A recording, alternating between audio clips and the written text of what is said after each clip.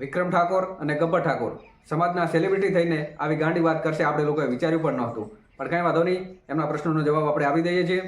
તો વિક્રમભાઈનો પહેલો પ્રશ્ન છે કે કલાકારો અને ડીજેવાળાને રોજગાર આપો, સમાજ રોજગાર આપે.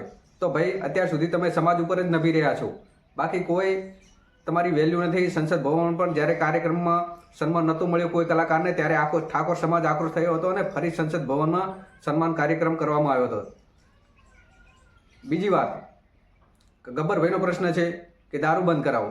તો ભાઈ 2018ની અંદર જ્યારે ઠાકોર સેના દ્વારા જનતા રેડ અને દારૂબંધી વ્યસન મુક્તિનો એક સંકલ્પ ચલાવવામાં આવ્યો હતો, ત્યારે દારૂ તો છોડો પણ દુકાનોની અંદર ગુટખા જેવી વસ્તુ પણ બંધ થઈ ગઈ હતી અને કેટલાય ઠાકોર સમાજના યુવાનોએ દારૂબંધી માટે બલિદાન આપ્યા છે. એ તમને લોકોને નહીં ખબર હોય.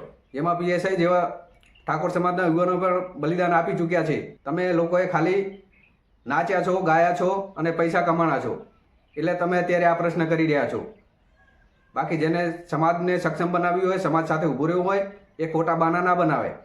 એટલે ખોટા પ્રશ્નો કરતાં પહેલાં ધ્યાન રાખજો કે સેલિબ્રિટીનો પ્રશ્ન તો ઠીક, પણ પાદેલું મીડિયાવાળા ઘણું ફેલાવે છે. એ વાતનું ધ્યાન રાખજો. સમાજમાં એકતા રાખજો. જય માતાજી, જય ઠાકોર સમાજ.